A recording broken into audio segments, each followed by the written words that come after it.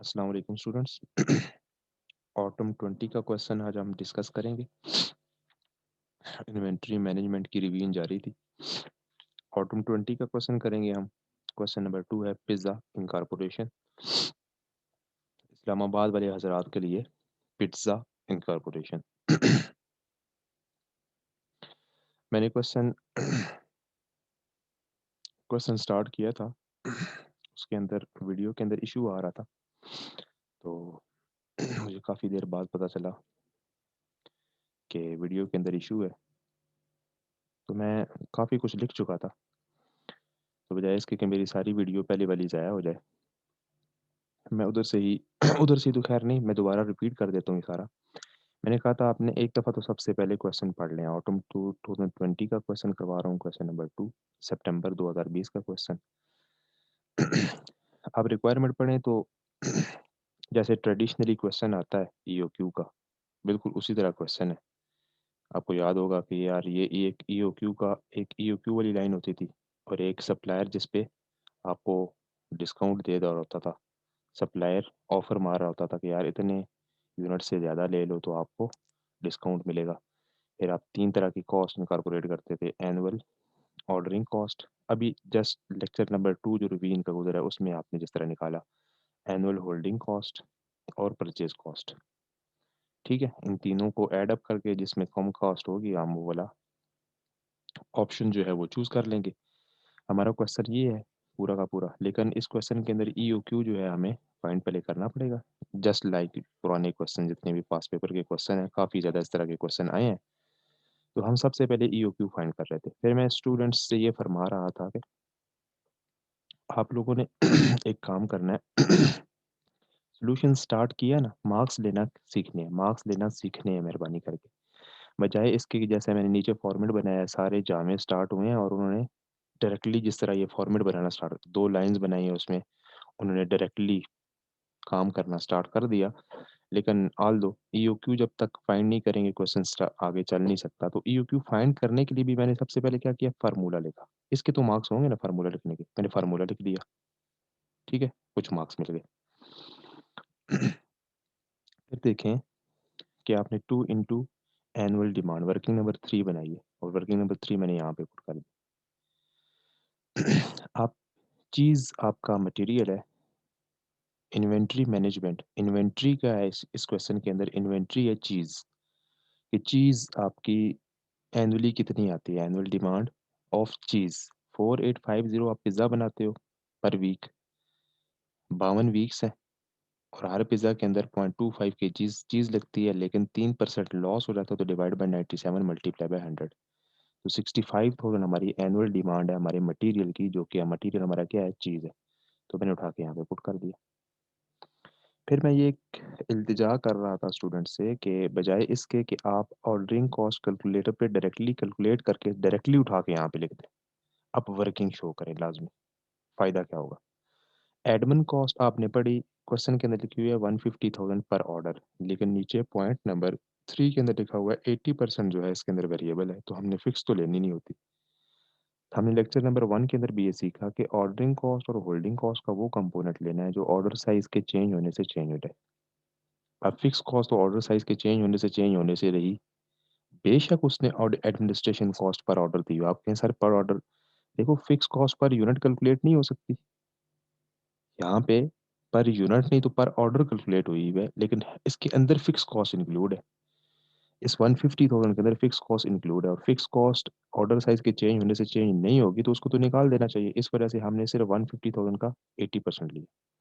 तो 120,000 रुपीज़ आपके पास admin cost आ गई, फिर नीचे ट्रांसपोर्टेशन कॉस्ट पर ऑर्डर दी हुई है और फिर क्वालिटी इंस्पेक्शन कॉस्ट दी हुई है, तो मेरे पास टोटल ऑर्डरिंग कॉस्ट आ गई है। मैं ये कह रहा था, अगर किसी स्टूडेंट ने ये कॉस्ट गलत लिख दी 150,000, एक स्टूडेंट है जिसने कैलकुलेटर पे कैलकुलेट किया 150,000 प्लस 22,500 प्लस 20,000, उसने मतलब ये जो 120,000 की जगह 150,000 पुट कर दिया। ठीक है, 150,000 पुट कर दिया। अब पूरी ऑर्डरिंग कॉस्ट गलत है, उसने तो कैलकुलेटर पे कैलकुलेट किया ना, और उठा के यहाँ पे लिख दी गलत कॉस्ट, एक नंबर भी नहीं मिलेगा। इसके बरअक्स अगर कोई स्टूडेंट इस तरह वर्किंग बना के तीनों शो करता है इस तरह, तो चलो इसके मार्क्स नहीं मिलेंगे, इन दोनों के तो मार्क्स मिल जाएँगे ना उसको, कि उसने पर ऑर्डर कॉस्ट कैलकुलेट करते हुए ट्रांसपोर्टेशन और क्वालिटी इंस्पेक्शन सही लिखी है। ठीक? तो ये फ़ायदा हो जाएगा आपको प्रॉपर क्वेश्चन सॉल्व करने का। वर्किंग नंबर 1 बना दिया आपने। वर्किंग नंबर 2 के अंदर इश्यू आ रहा था। खैर इश्यू रिज़ॉल्व करने से पहले स्ट्रेट फॉरवर्ड जो चीज़ थी, आप ईओक्यू की फ़ॉर्मूला के अंदर यहाँ पे हमेशा टोटल कैरिंग कॉस्ट नहीं लिखते, बल्कि carrying cost per KG per annum लिखोगे। यही बात है ना? चीज़ की carrying cost per KG per annum. अब आपके पास फाइनेंस कॉस्ट तो ठीक है, गिवन है ₹216। किस तरह ली है? 1200 1 केजी ऑफ चीज़ की प्राइस इंटू 1.5%, ये 1.5% पर मंथ था, इस वजह से मल्टीप्लाई बाय 12 कर दिया आपने। फिर रेफ्रिजरेशन होता है ना, रेफ्रिजरेशन की कॉस्ट ₹250। अगेन ये भी पर केजी है, इस वजह से रेलेवेंट ले ली। Carrying cost per unit per annum. अब इस मनहूस कॉस्ट में मसला आ रहा है इसमें। ये जो कॉस्ट है ये पर केजी पर एनम नहीं है, ये बल्कि टोटल है। पहली बात ये आई किस तरह? 4420,000 जो है, ये वेयरहाउस की कॉस्ट है सारी। इसमें 50% जो है वेरिएबल है, बाकी क्या है फिक्स्ड है। तो फिक्स्ड को इग्नोर कर दिया, हमने वेरिएबल कॉस्ट ले ली। अब मसला ये है कि हमें यहाँ पे इसका जो टोटल चाहिए, जो कि हम उठा के यहाँ पे पुट करें, यहाँ पे ऊपर फ़ॉर्मूला में, वो पर केजी पर एनम चाहिए। और ये कॉस्ट जो है, ये है टोटल। ये कॉस्ट तो टोटल है। यहाँ पे हमारा क्वेश्चन स्टक हो गया। यहाँ पे हमारा क्वेश्चन स्टक हो गया। सही है, अगर किसी स्टूडेंट का क्वेश्चन यहाँ पे स्टक हो गया, उसे नहीं समझ आ रही, अब पर केजी पर एनम पे अटक गया है, तो वो एक और काम करेगा, लाज़मी करेगा। आप मेहरबानी करके आप लोगों ने ये काम सॉल्व करना है। ईओक्यू तो निकला को नहीं है। ईओक्यू तो निकला नहीं है। पहला काम आपने ये करना है कि इसके बाद आप वो जो कह नहीं रहा सेकंड अगला जो पार्ट है इस क्वेश्चन का, कि सप्लायर ने ऑफ़र किया है 5% उसको डिस्काउंट दूँगा, मतलब 1200 पर केजी की जगह कितने रुपए का अब देगा हमें? कितने रुपए का हमें पर केजी देगा? 1200 का 95%, 5% डिस्काउंट मिल जाएगा। However it would have following implications. क्या? वेरिएबल कॉस्ट ऑफ वेयरहाउस और transportation cost and inspection cost would increase by 50%। देखो, रोला क्या हो जाएगा कि अगर एक्सेप्ट कर ली ऑफ़र, तो हमारे पास सबसे पहले ऑर्डरिंग कॉस्ट पे क्या फ़र्क पड़ेगा? क्योंकि ऊपर ऑर्डरिंग कॉस्ट 100% निकाली हुई है हमने, ऑर्डरिंग कॉस्ट पे क्या फ़र्क पड़ेगा? ऑर्डरिंग कॉस्ट वैसे आ रही थी पर ऑर्डर ₹1,62,500।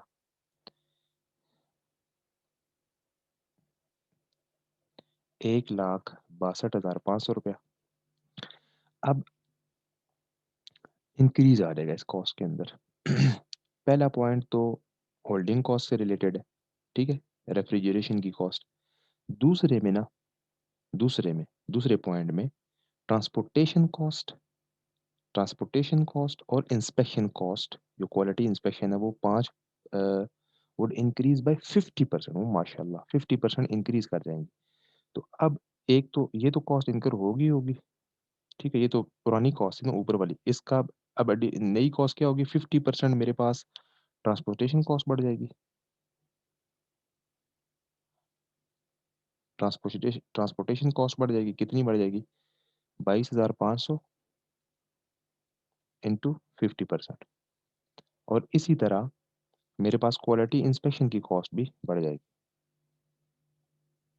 वो कितनी बढ़ जाएगी? वो भी 50% बढ़ जाएगी।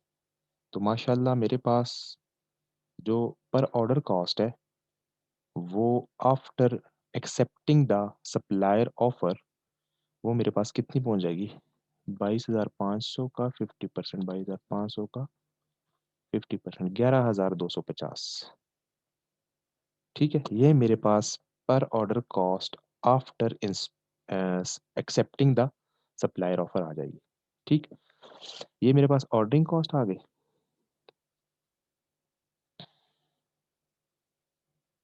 पर ऑर्डर, या पर ऑर्डर कॉस्ट भी लिख सकते थे आप।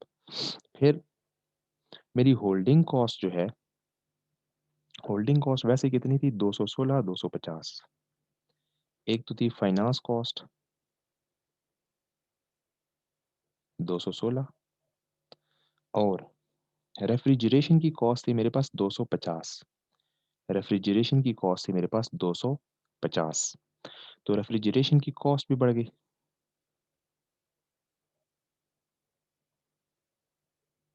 रेफ्रिजरेशन कॉस्ट मेरी कितनी बढ़ जाएगी, वो कह रहा है रेफ्रिजरेशन की कॉस्ट आपकी 50 नहीं सॉरी, रेफ्रिजरेशन को उनकी 75% ऑफ, खैर हर चीज़ को आग लग जाएगी। 250 इंटू क्या कर रहे हैं, 1.75 कर देना, 75% बढ़ जाएगी, 1.75, 250 इंटू 1.75, 437.5, 437.50, ठीक है, 437.50। ये आपके पास रेफ्रिजरेशन की कॉस्ट भी क्या हो गई, बढ़ गई। अच्छा मैं कर क्या रहा हूँ, मैं बताता हूँ आप लोगों को। देखें,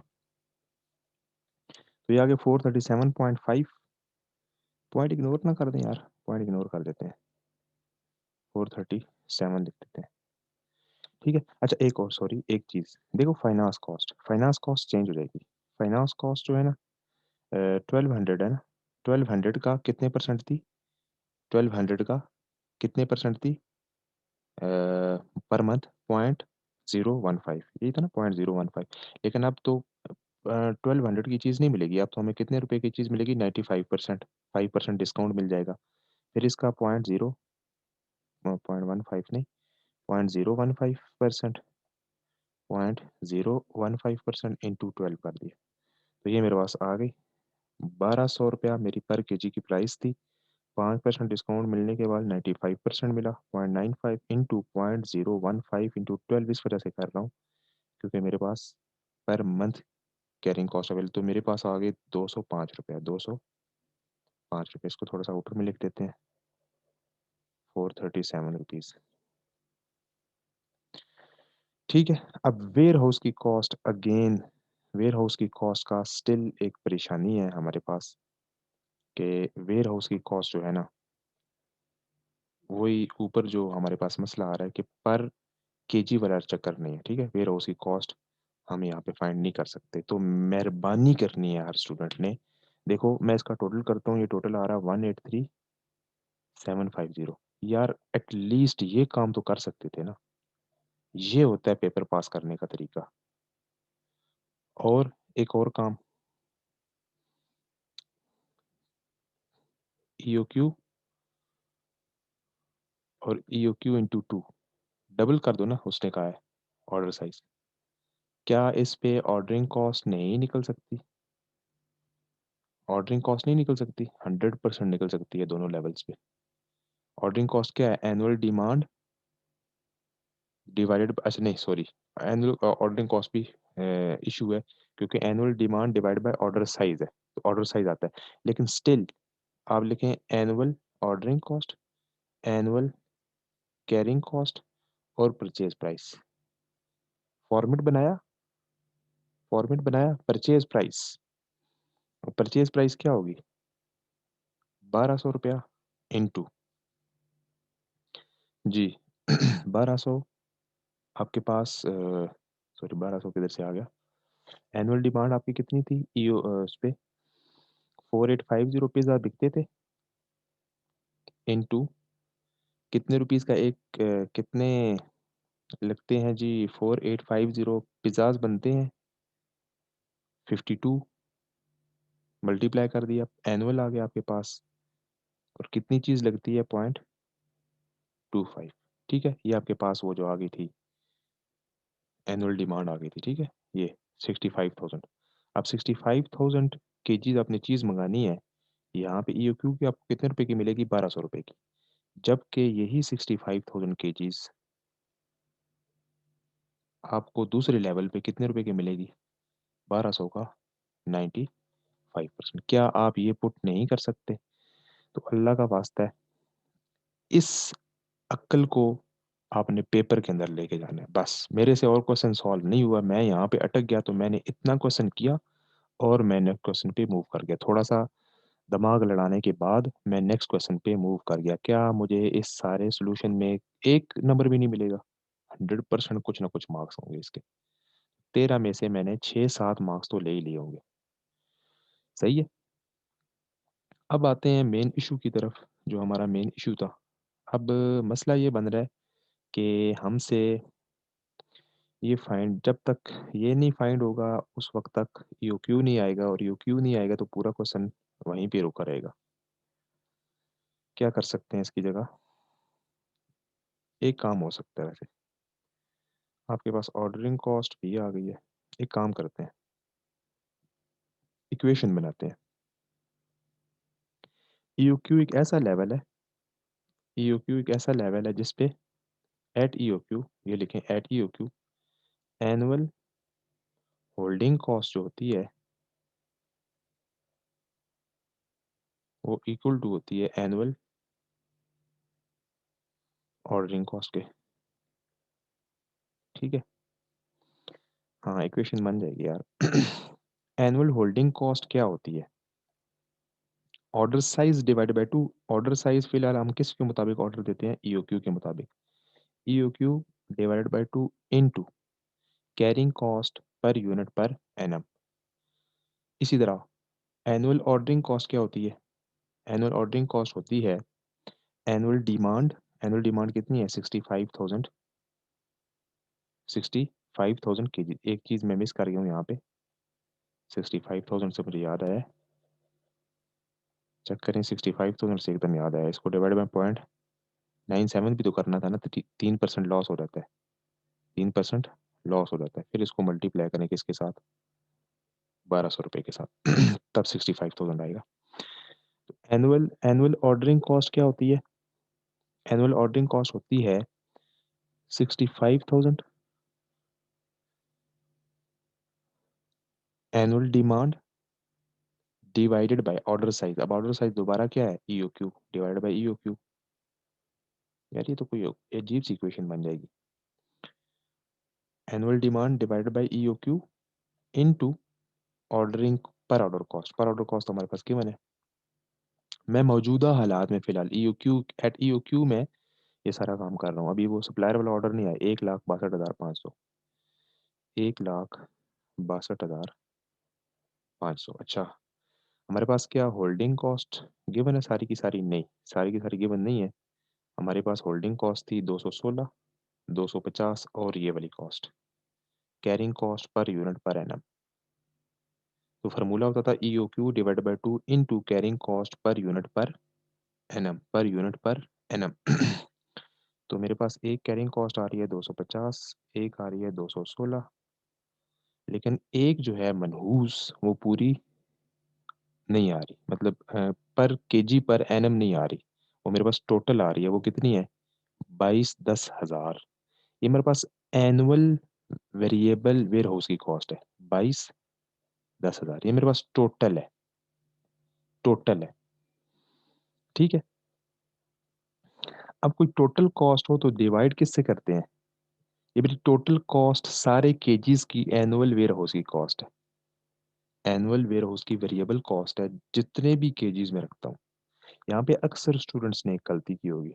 22,10,000 को डिवाइड किया होगा कि ये पूरे साल की एनुअल वेरिएबल वेयर हाउस की कॉस्ट है। एनुअल वेरिएबल वेयर हाउस की कॉस्ट है पूरे साल की। एक बात डिवाइड किया होगा 65,000 से कि पूरे साल में हम कितने यूनिट्स रखते हैं। पूरे साल में हम कितने यूनिट्स रखते हैं। ठीक। इस तरह तो फिर मेरे पास यहाँ पे भी आ सकती है एनुअल वेरिएबल कॉस्ट, ये पर केजी पर एनम निकालने के लिए कि आप डिवाइड बाय 65,000 कर दें कि ये मेरे पूरे साल की एनुअल वेरिएबल वेयर हाउस की कॉस्ट है divide by number of KGs. कितने केजीज जो है मैं रखता हूँ। 65,000 से मल्टीप्लाई करने में बहुत बड़ी कंसेप्चुअल गलती है, और वो गलती किस तरह मैं आपको समझाऊं कि आप एनुअल जो एनुअल होल्डिंग कॉस्ट निकालते हो वो आप order size divide by 2 into carrying cost per unit per annum करते हो, पर यूनिट पर केजी पर एनम करते हो, याद है? अब यहाँ पे क्वेश्चन ये राइज होता है कि यार ये है 1 केजी को होल्ड करने की कॉस्ट पूरे साल की। तो हम तो पूरे साल में जितने कितने यूनिट्स मंगाते हैं जो हमारी एनुअल डिमांड होती है, तो ऑर्डर साइज के बजाय यहाँ पे तो 65,000 केजीज होना चाहिए। ऑर्डर साइज के बजाय तो एनुअल डिमांड होनी चाहिए, तो हम ऑर्डर साइज क्यों करते हैं? मैंने क्लास के अंदर भी समझाया, कभी भी आपने एट द सेम टाइम अगर आपकी जो डिमांड एनुअल डिमांड होती है, कभी आप इकट्ठे यूनिट्स नहीं मंगा लेते आप। जैसे मेरी पूरे साल की डिमांड है 12,000 यूनिट्स, मैं हर महीने में 1,000 करके जी एक 1,000 केजी मंगाता हूँ। तो मेरे पास कभी भी ऐसा नहीं हुआ कि 12,000 जो मेरे पास एनुअल डिमांड है 12,000 KG at the same time warehouse के अंदर पड़े हैं। मैं 1,000 करके मंगाता हूँ, ऑर्डर करता हूँ 1,000 का। तो मेरी जो मैक्सिमम इन्वेंट्री है वो 1,000 और 0 के दरमियान मूव करती रहती है, इस तरह।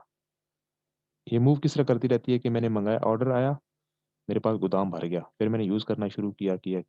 यहाँ पे कहीं ऑर्डर प्लेस किया होगा, फिर ऑर्डर आता है, फिर इस मतलब ये जो ऑर्डर साइज़ है मेरा और 0 है, इसके दरमियान इन्वेंट्री मूव करती रहती है। तो पूरे साल में आपके पास किसी भी दिन पूछ लें कितनी इन्वेंट्री पड़ी है, एवरेज इन्वेंट्री पूरा साल कितनी रहती है, तो आप ये कह सकते हो 0 plus 1,000 divide by 2, 0 plus 1,000 divide by 2। तो 0 प्लस 1,000 इज इक्वल टू 1,000, जो कि मेरा ऑर्डर साइज है।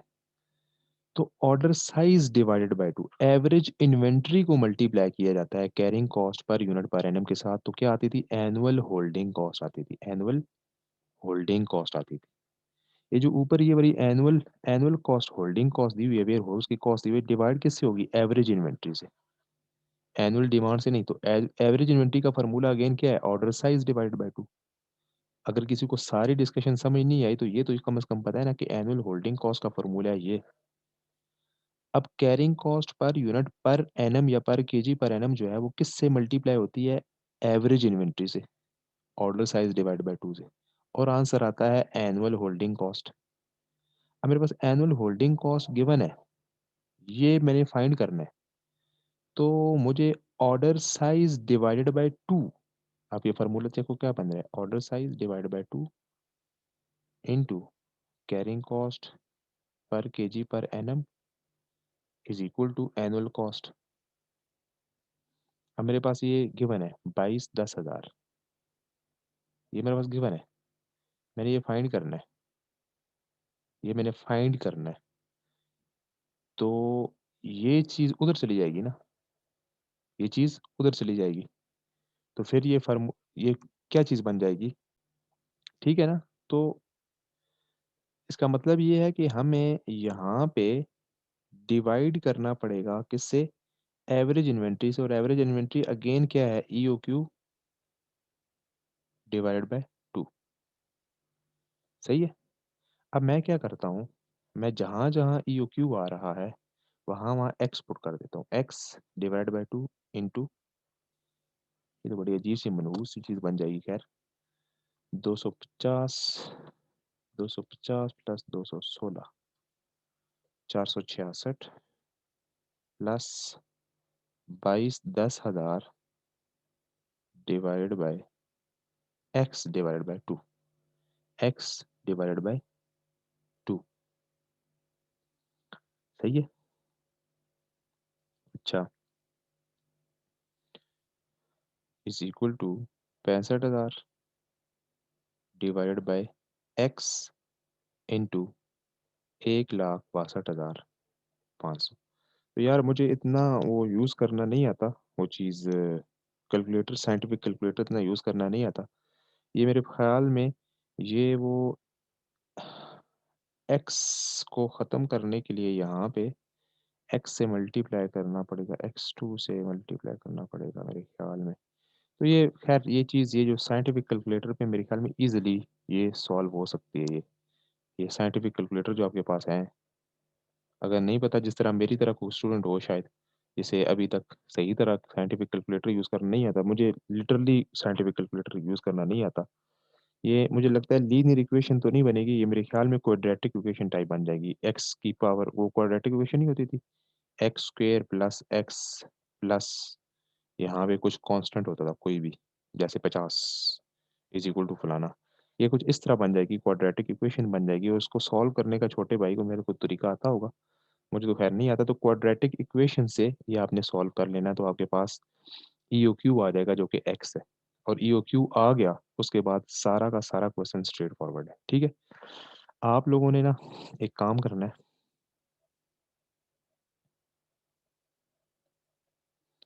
इस इस चीज के अलावा, ये जो मैं कह रहा हूँ क्वाड्रेटिक इक्वेशन है, इस चीज के अलावा कोई एक तरीका सोचना है, अगर टाइम है तो हाफ एन आवर लगाइएगा, एक और तरीका सोचिएगा इसको सॉल्व करने का, मेरे से लाजमी कम्युनिकेट करना है।